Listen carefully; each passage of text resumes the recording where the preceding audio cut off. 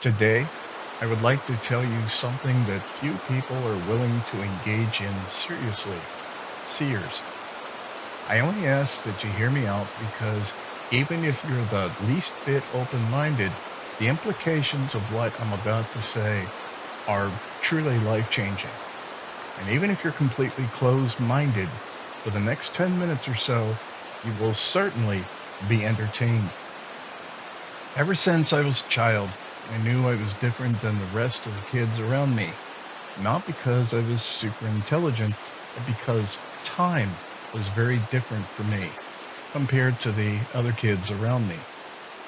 I suppose the best way I can describe it is that I was slightly ahead in time, so that everything and everyone was consequently just a bit slower. So hopefully you can imagine the implications of that. When I entered my early teens, I started having visions and dreams, and it has been that way ever since. Before I continue, let me explain you this.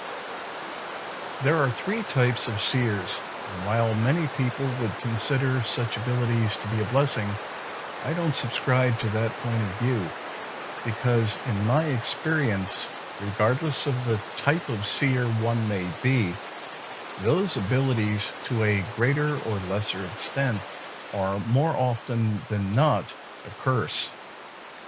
Consider for a moment that I'm just trying to open up to you to give you some insight about myself, hoping my audience will find it interesting or maybe even ask me some questions. Yet I already know from previous experience that despite any good intentions, telling you this will only bring about alienation. Most of you thinking I'm a crackpot, I'm crazy, or both. So if you happen to watch my videos or listen to my podcast, you'll notice that oftentimes I change subjects quite a bit. This is not out of boredom, but it is actually a direct result of my visions and dreams, which, as a means of self-preservation, I learned to listen to long ago. This is the reason why, for example, you may notice very different tonalities in my episodes. Please understand it is raw and unfiltered and is subject to both my physical and emotional state. That is to say, it is what it is, honest and unapologetically human. So speaking of being human, I would like to give you one small example of the kind of pain I'm talking about. I have experienced this kind of pain hundreds of times in the past, and I'm sure it will continue till the day I die. I once knew a man, we'll call him James. We were good friends, despite the unlikeliness of this, because he was a very devoted Christian, and I being a devout realist. And if that sounds contradictory, especially with what I'm about to tell you, actually, it's not. So one day, when we met for lunch, James said he had some very good news. He announced that he was getting married to his childhood sweetheart. That was also a member of his church, and that, for reasons of shyness, he hadn't pursued her. When he heard from another church member, though, and she very much liked him, they got to know each other very quickly and set a date for marriage. James said he was the happiest man alive. Of course, I was very happy for him. I congratulated him and asked if they had set a date for the wedding. He said it was going to be in 6 months, and I would definitely get an invitation, which I did, and ultimately had to decline. Now I'm going to tell you exactly what happened. I'm going to try to illustrate how these things work, because there is no precise pattern, no precise timeline. Sometimes it's visions, Sometimes it's dreams, and sometimes both. But one thing is certain every time I have them. They come true 100% without fail every time. So I guess it was around a month or so before the wedding, and I received my invitation. It was really nice. A nice picture of the couple. Up until that point, I hadn't seen a picture of her, and she was very beautiful.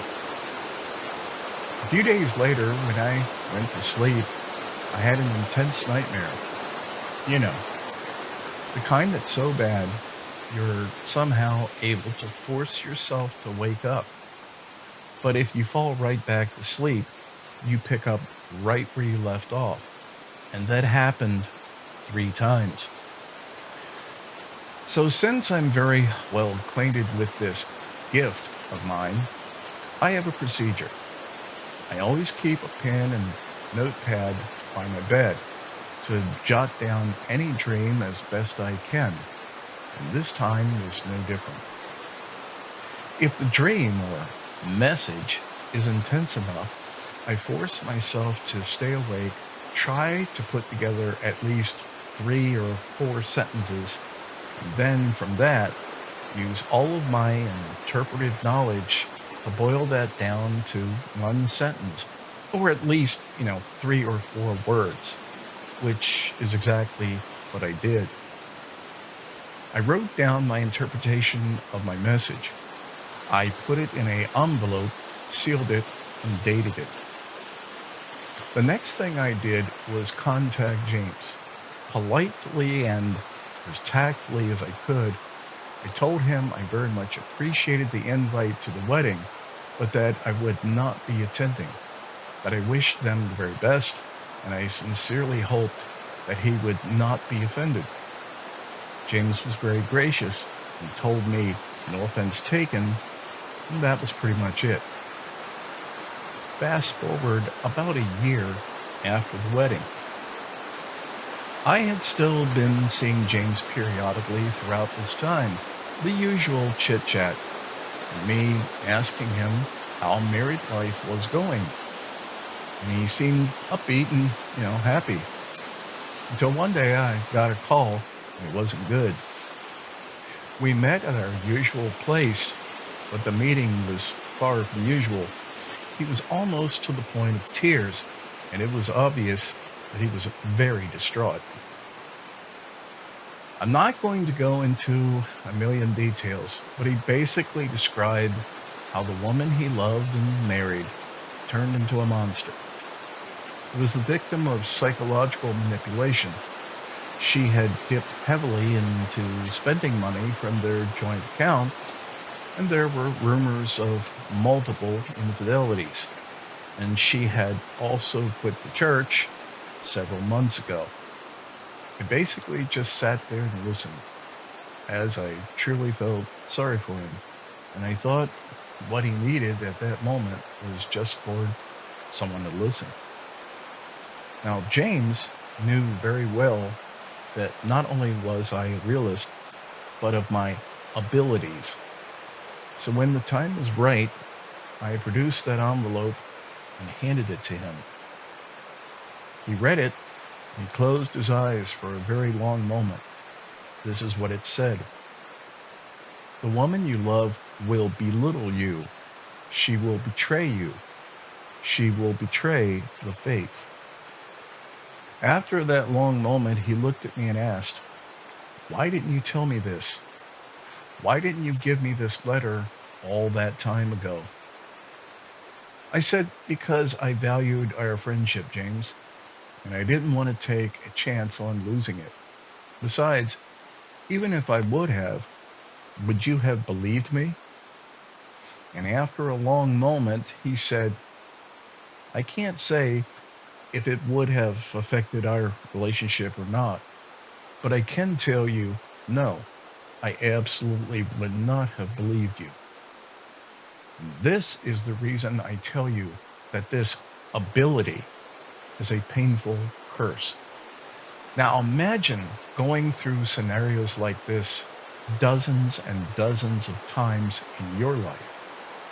Knowing how certain situations or scenarios are actually going to play out, yet you can't say anything because you could lose friendships and relationships, which I absolutely have. And in addition, most people simply do not believe you anyway, meaning you're helpless to help them. And that is extremely painful. I'll end by just saying this. The simple fact is, through my life experience, regardless of any sincere desire to help, people do not want to hear bad news. And that's as simple as I know how to say it. Yet I continue to follow my dreams. Until next time, this is Ernest. And that's all I have to say for today.